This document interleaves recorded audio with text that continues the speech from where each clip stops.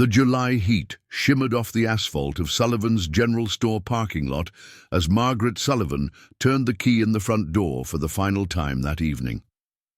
The old brass lock clicked with the same familiar sound it had made for 30 years, ever since her grandmother Rose had first opened the store in downtown Millbrook, Tennessee. Maggie wiped the perspiration from her forehead with the back of her hand, her red hair clinging to her neck in the oppressive humidity. At 28, Maggie had inherited more than just her grandmother's fiery hair and emerald eyes. She'd taken on the burden of keeping the family business alive in a town that seemed to shrink a little more each year. The rolling hills surrounding Millbrook still held their charm, dotted with family farms and crossed by winding country roads. But the economic reality was harsh.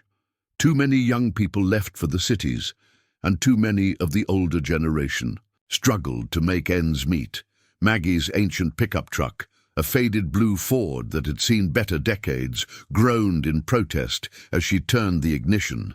The engine coughed, sputtered, and died. She tried again, pumping the gas pedal the way her father had taught her before the car accident that took both her parents when she was 16. Nothing. "Come on, don't do this to me now," she muttered, leaning her forehead against the steering wheel. The heat inside the cab was stifling, and she could feel sweat beading on her temples. A knock on the passenger window made her jump. Through the glass, she saw a man gesturing for her to roll down the window. He was tall and broad-shouldered, wearing worn work boots, faded jeans, and a white tank top that revealed muscular arms bronzed by the sun. His dark hair was slightly damp with sweat, and his brown eyes held a mixture of concern and genuine warmth. Maggie hesitated for a moment. Her grandmother had always warned her about strangers, but something in his expression put her at ease. She cranked down the manual window. "Engine trouble?" he asked, his voice carrying a slight drawl that wasn't quite local. "Story of my life," Maggie replied, managing a tired smile. "This old truck has been giving me problems for months, but I can't afford to replace it right now. Mind if I take a look? I'm pretty good with engines." Maggie studied him for a moment. She'd seen him around town for the past few weeks, staying at the Pineview Motel on the outskirts of Millbrook and picking up odd jobs. The locals called him the Drifter, though he seemed harmless enough. More importantly, she was stranded in a parking lot with the sun setting and no other options. "I'd appreciate that," she said, popping the hood release. The man introduced himself as Danny as he bent over the engine. Maggie watched in surprise as he worked with the confidence of someone who truly understood machinery. His hands moved with practiced precision, checking connections and testing components. Within 10 minutes, he'd identified the problem: a loose battery connection, and had the truck purring like it hadn't in months. "How did you—" Maggie began, but Danny was already wiping his hands on a rag he'd pulled from his back pocket. "Just lucky, I guess," he said with a modest shrug. "Sometimes the simplest problems cause the biggest headaches." Maggie felt a flutter in her chest that had nothing to do with the heat. When Danny smiled, his whole face transformed, and she found herself staring longer than was polite. There was something about him that drew her in, a quiet confidence mixed with genuine kindness that she rarely encountered. "Let me at least buy you dinner," she offered. "Ruby's Diner is still open, and they make the best pie in 3 counties. Danny's expression brightened. "I'd like that, but actually I was thinking, there's supposed to be a great restaurant in Nashville. We could drive up there for the weekend, make a real evening of it."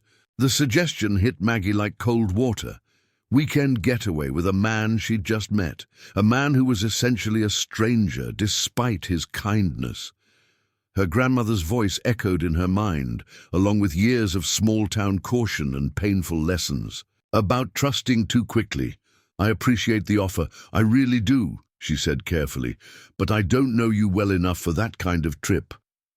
For just a moment, something flickered across Danny's face. Disappointment, perhaps, or something deeper. But he recovered quickly, his smile returning. Of course, I understand completely. Rain check on Ruby's diner, then? I'd like that, Maggie said, and meant it. As she drove home through the quiet streets of Millbrook, Maggie couldn't shake the feeling that she'd just made a significant decision, though she couldn't quite explain why. Something about Danny's reaction to her refusal had seemed important, more important than a casual dinner invitation warranted.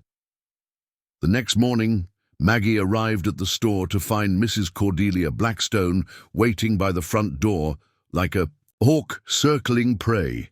At 65, Cordelia owned the larger Blackstone market on the other side of town and had never missed an opportunity to remind Maggie that Sullivan's general store was fighting a losing battle. "Margaret, dear," Cordelia said, her voice dripping with false sweetness, "I heard you were seen with that drifter last night. You know how people talk in a town this size." Maggie's jaw tightened as she unlocked the store. "Danny helped me when my truck broke down. It was perfectly innocent." "Oh, I'm sure it was, dear. But you know how these transient types can be. Here, today, gone tomorrow, leaving nothing but trouble in their wake. A young woman in your position can't be too careful about her reputation." The implications stung, partly because Maggie knew it wasn't entirely wrong. In a conservative town like Millbrook, appearances mattered. Single women, especially those running businesses, were held to a different standard, and Maggie's position was precarious enough without adding fuel to the gossip mill. Throughout the morning, several of her regular customers made pointed comments about strangers in town and the importance of being careful who you associate with. By lunch, Maggie felt like she was wearing a scarlet letter. The afternoon brought a different kind of shock. When Maggie called her main supplier to discuss overdue invoices, she was told that her account had been paid in full, over $3,000 she desperately needed but didn't have. "There must be some mistake," she insisted to the woman on the phone. "I didn't make any payment." "No mistake, hun. Cash payment came in this morning, along with a note that it was for Sullivan's general store. Account's all current now." Maggie's hands shook as she hung up the phone. $3,000. Who in Millbrook had that kind of money to throw around? And who would pay her bills without permission? The answer came to her with uncomfortable certainty. Danny. She found him that evening at the Pineview Motel, knocking on the door of room 12 with enough force to rattle the frame. When he answered, his expression told her everything she needed to know. "You paid my supplier bills," she said without preamble. $3,000? How does a handyman have that kind of money lying around? Danny's face remained carefully neutral. "I don't know what you're talking about." "Don't lie to me," I called around. "Nobody else in this town would or could make that kind of payment. It was you." "Maggie, no!" She held up her hand, anger and humiliation warring in her chest. "I don't know who you really are or what kind of game you're playing, but I won't be anyone's charity case, and I won't be manipulated." Danny stepped toward her, his expression earnest. "It's not manipulation. I just wanted to help." "Help?" Maggie's voice rose. "You think throwing money at my problems helps? You think I need some stranger swooping in to rescue me? That's not what I meant." But Maggie was already walking away, her pride wounded and her trust shattered. She'd been foolish to think a man like Danny, mysterious, charming, clearly not what he seemed, could be interested in someone like her for the right reasons. The next morning, Maggie found a note slipped under the store's front door. Danny's handwriting was surprisingly elegant for a man who worked with his hands.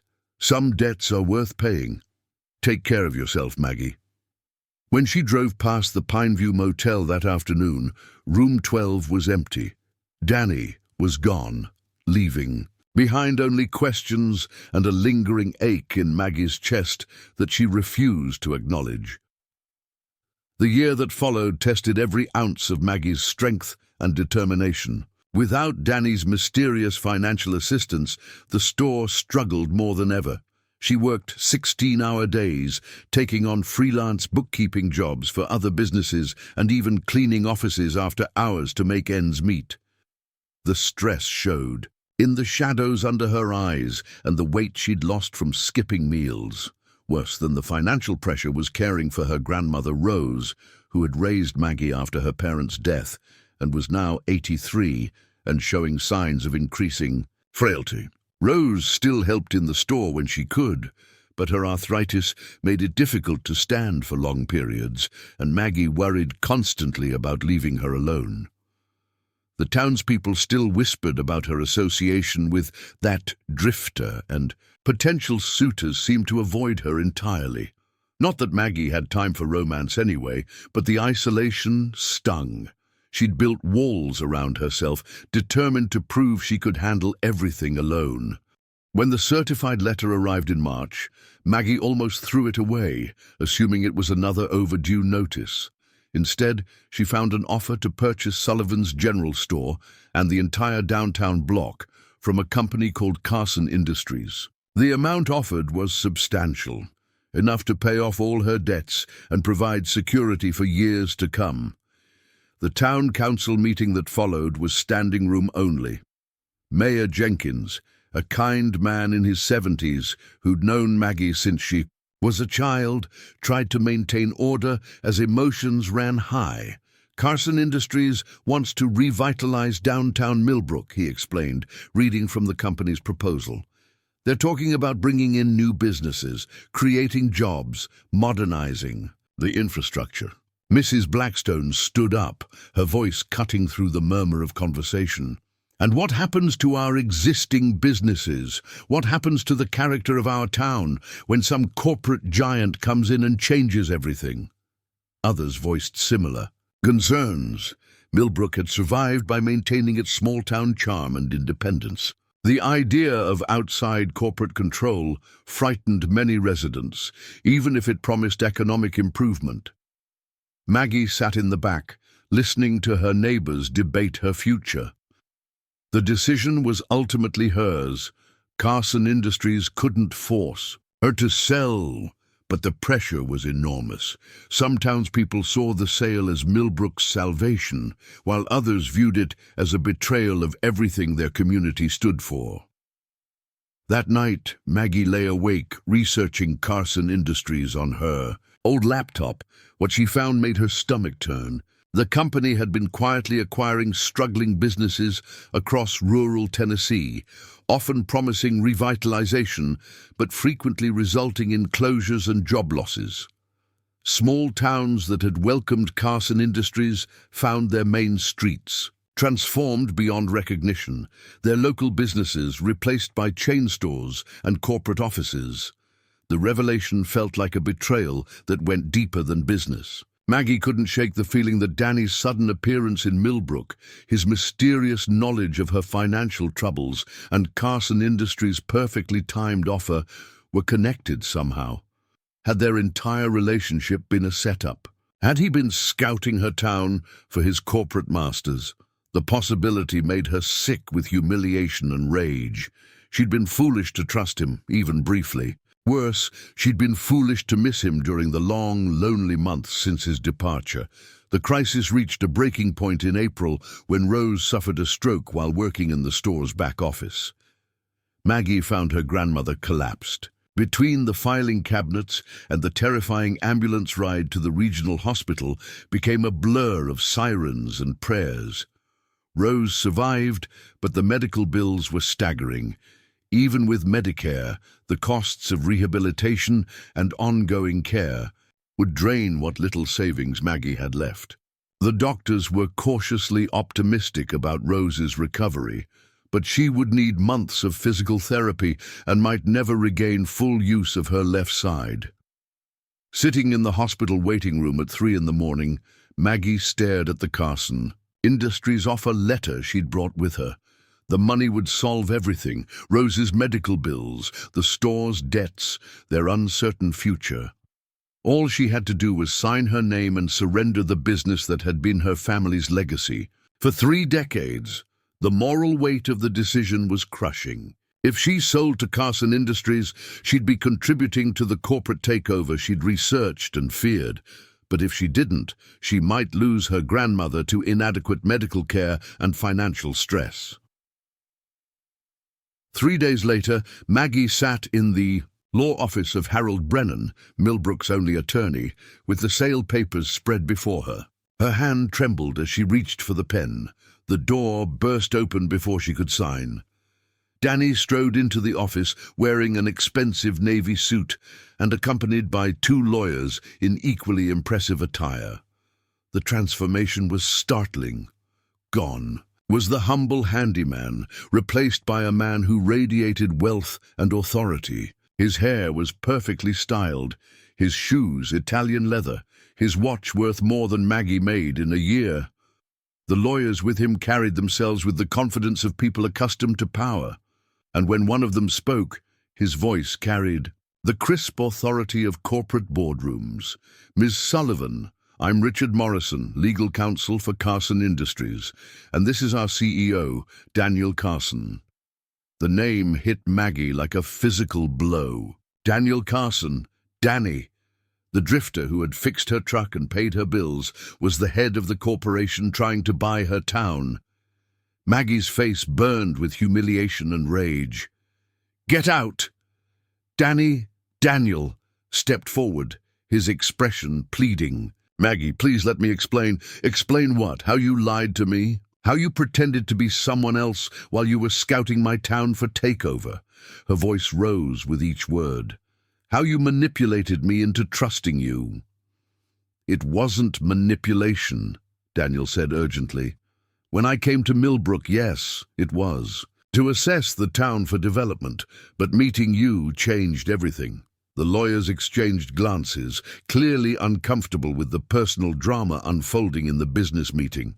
Morrison cleared his throat diplomatically. "Perhaps we should focus on the business at hand." "No," Daniel interrupted, his eyes never leaving Maggie's face. "She deserves the truth." He turned to face her fully, and for a moment Maggie saw a flash of the man she'd known, vulnerable, sincere, real. "I came to Millbrook last year because Carson Industries was considering this area for development," he said. "But after I met you, after I saw what this town really was, I killed the project. I convinced the board to invest in rural business initiatives instead, programs to help existing businesses modernize and thrive rather than replacing them." Maggie wanted to believe him, but the evidence of deception was overwhelming. Then, "Why the elaborate charade? Why not just tell me who you were?" "Because I wanted you to know me as Daniel the handyman, not Daniel the CEO. I wanted to know if what I was feeling was real, not influenced by money or corporate power." One of the lawyers produced a folder thick with documents. "Ms. Sullivan, Mr. Carson has developed a comprehensive plan to revitalize downtown Millbrook while preserving its character. Local businesses would receive modernization grants, not buyout offers. The community would maintain ownership and control."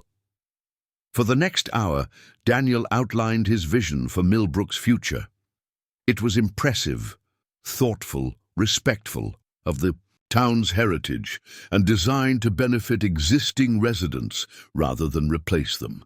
The financial projections showed sustainable growth without the corporate homogenization that Maggie had feared. Despite her anger and hurt, Maggie found herself drawn in by the possibilities. Daniel's plan would save not just her store, but several other struggling businesses. It would bring jobs to young people who might otherwise leave for the cities, and it would provide the infrastructure improvements Millbrook desperately needed. Working together over the following weeks, Maggie and Daniel developed a partnership that began to heal some of the wounds between them. The town gradually warmed to the idea as they saw the benefits of genuine investment rather than corporate takeover.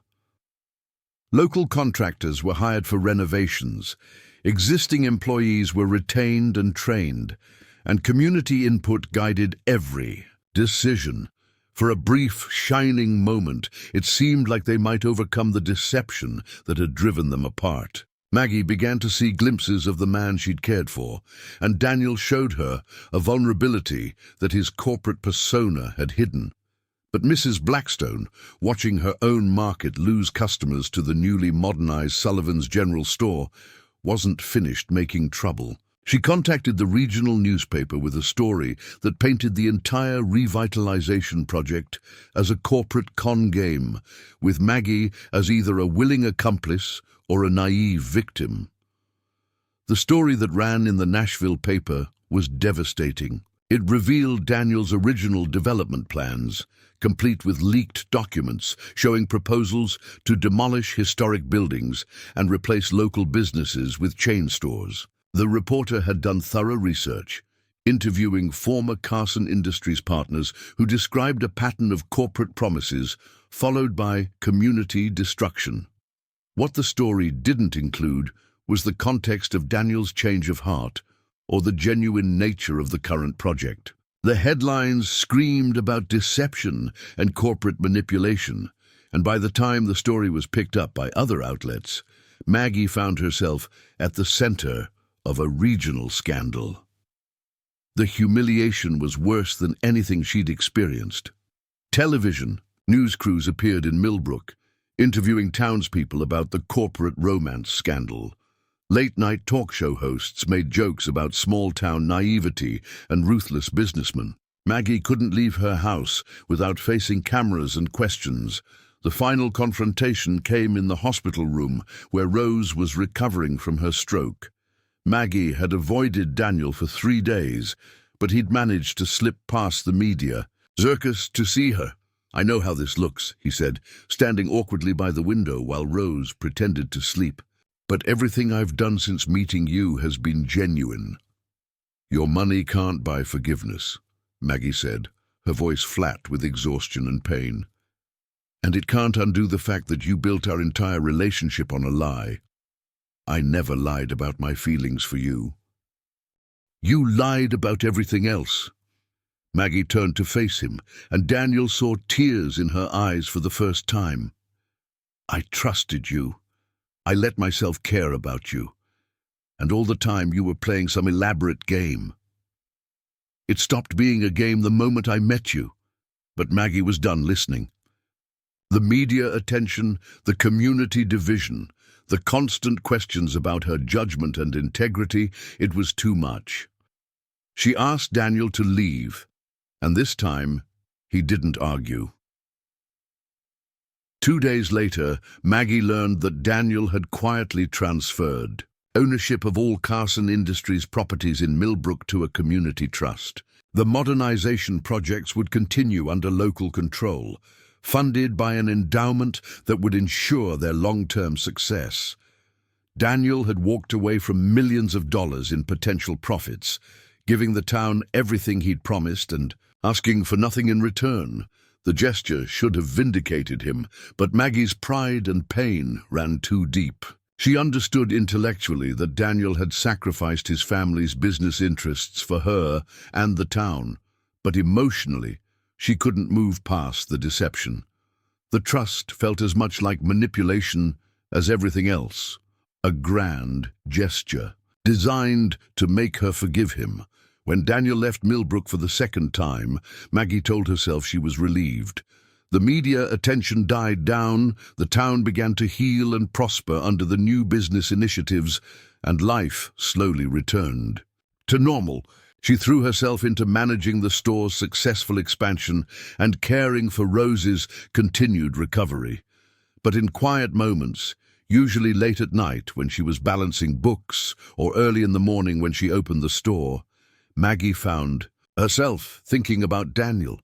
She remembered the way he'd looked at her when he thought she wasn't watching, the gentleness in his hands when he'd fixed her truck, the genuine concern in his voice when he'd asked about her problems. 3 months. After Daniel's departure, Rose was finally strong enough to return to the store for a few hours each day. Her speech had improved dramatically, and while her left hand remained weak, her mind was as sharp as ever. On a quiet Tuesday afternoon, Rose asked Maggie to sit with her in the back office. "You know, your parents faced a choice like this once," Rose said, her voice still slightly slurred but clear in its intent. Maggie looked up from the inventory sheets she'd been reviewing. "What do you mean?" "Your father was offered a job in Memphis when you were about 10. Good money, big company, all the security we could have wanted. It would have meant selling this store and leaving Millbrook." "I don't remember that, because they never told you they were considering it, but I remember the discussions, the late-night talks about what was best for the family." Rose's eyes grew distant with memory. "Your father was afraid he was being selfish by wanting to stay. The job would have given you better schools, more opportunities, a different kind of future." Maggie set down her pen, giving Rose her full attention. "But your mother reminded him that wealth isn't just about money in the bank. It's about the hearts you touch and the love you choose to trust." They stayed because they believed in community, in building something meaningful rather than just profitable. Rose reached across the small table and took Maggie's hand with her good one. "Your young man, Daniel, he made the same choice your parents did. He chose love and community over wealth and corporate success. He lied to me, Grandma. He protected himself, just like you've been doing since he left. Sometimes people do foolish things when they're afraid of being hurt." The words hung in the air between them, and Maggie felt something crack open in her chest, a wall she'd built around her heart to keep the pain at bay. "His deception came from the same place your parents' sacrifice did," Rose continued. "A desire to protect what mattered most. And his year away wasn't abandonment, honey. It was respect for your need to heal and decide for yourself." That night, Maggie sat on her front porch with her laptop, researching Daniel's activities since leaving Millbrook. What she found surprised her. He'd stepped down from day-to-day operations at Carson Industries, turning control over to a management team while he focused on rural development initiatives across the South. The programs were genuine. Small towns were thriving under business plans similar to what he'd implemented in Millbrook. More importantly, she found interviews where Daniel spoke about changing corporate priorities and the importance of sustainable community development. In one video from a business conference, he looked tired and older, but his passion for the work was evident. "Corporate success used to mean maximizing profit at any cost," he said to the interviewer. "But I learned that real success means building. Something that lasts, something that makes communities stronger rather than just making shareholders richer." When asked about his dramatic career change, Daniel's expression became guarded. "Sometimes you meet someone who changes how you see the world. Even if that relationship doesn't work out, the lessons remain." The interview was 3 weeks old. Daniel was scheduled to speak at a Carson Industries board meeting in Nashville the following afternoon. Maggie spent the night pacing her small house, wrestling with fear and pride, and the growing certainty that she'd made a terrible mistake. Rose's words echoed in her mind, along with memories of Daniel's genuine kindness and the sacrifice he'd made for her town. She'd been so focused on protecting herself from potential hurt that she'd thrown away something real and meaningful. Morning, her decision was made. The Carson Industries headquarters in Nashville was an imposing glass tower that made Maggie feel small and out of place in her simple blue dress and practical shoes. The receptionist looked skeptical when Maggie explained that she needed to interrupt the board meeting, but something in her expression must have convinced the woman to make a phone call. Maggie was escorted to the 40th floor, where she could hear Daniel's voice through the heavy conference room doors. Her heart hammered as she recognized the tone she'd learned to love, confident but not arrogant, passionate about his work. When she pushed through the doors unannounced, the room fell silent. 20 executives in expensive suits turned to stare at the red-haired woman who'd just interrupted their meeting. At the head of the polished table, Daniel froze mid-sentence, his presentation remote still raised in his hand. "I'm sorry to interrupt, Maggie said, her voice steadier than she'd expected. "But I need to say something that can't wait." The board members looked scandalized, but Daniel set down his remote and stepped toward her. "Maggie, what are you doing?" "Here?" Instead of answering him directly, Maggie addressed the room full of executives. "Your CEO is the most honorable man I've ever known. He gave up millions of dollars and his family's business interest to protect a small town most of you have never heard of. He did it because he believed in building something meaningful rather than just profitable." She turned to Daniel, her eyes bright with unshed tears.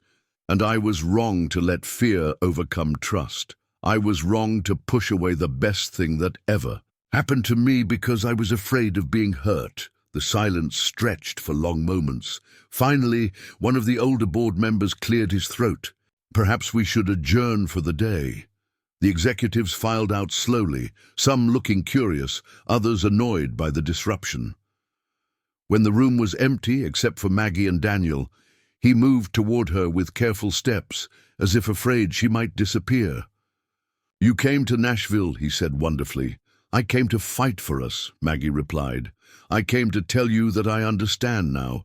Your deception wasn't manipulation, it was protection, and I'm sorry it took me so long to see past my own fear." Daniel reached for her hands, and this time she didn't pull away. "I should have told you the truth from the beginning."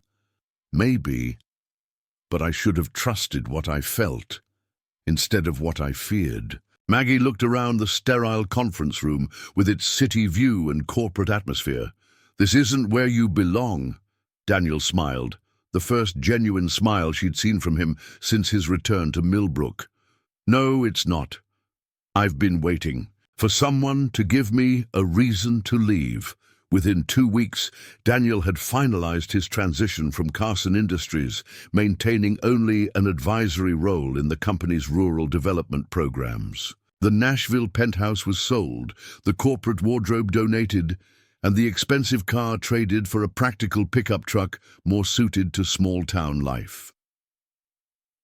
On a warm evening in June, exactly 1 year after their first meeting, Maggie's truck broke down in the Sullivan's general store parking lot. This time, however, the breakdown was entirely deliberate. She'd loosened the battery connection herself and waited for Daniel to notice her predicament. He approached her truck wearing work clothes and a knowing smile, looking more like the handyman she'd first met than the CEO he'd briefly returned to being. "Engine trouble?" he asked, echoing their first conversation. "Story of my life," Maggie replied, unable to suppress her grin. "Mind if I take a look?" Instead of answering, Maggie climbed out of the truck and moved close enough to take his hand. "Actually, I believe you still owe me that dinner invitation." Daniel's face lit up with joy and relief. "Ruby's Diner." "Ruby's Diner," Maggie agreed. As they walked across the parking lot toward the warm lights of the diner, their fingers intertwined. The evening train whistle echoed across the Tennessee hills. The sound had always made Maggie feel lonely before, a reminder of places she'd never see and adventures she'd never have. Now it sounded like a promise, not of escape, but of journeys that always lead back home to love. Inside Ruby's Diner, over coffee and the best pie in 3 counties, Maggie and Daniel began planning their future. It wouldn't be perfect. No relationship ever is, but it would be real, built on trust, earned rather than given, on choices made with open hearts rather than fearful minds. The town of Millbrook continued to thrive under the business initiatives Daniel had established, proving that sometimes the best corporate strategy is simply caring about people more than profits. Sullivan's General Store became a model for rural business success, and the community trust ensured that local voices would always guide the town's development. And on quiet evenings, when the work was done and the store was closed, Maggie and Daniel would sit on the porch of the house they eventually shared, watching the sunset paint the Tennessee hills gold, and listening to the train whistle that no longer sounded lonely, but like a song of journeys completed and love finally found. Thank you for listening to this story until the end. If you enjoyed it, please support the channel, subscribe, leave a like, and share your thoughts in the comments so you don't miss the next episodes. See you in the next story.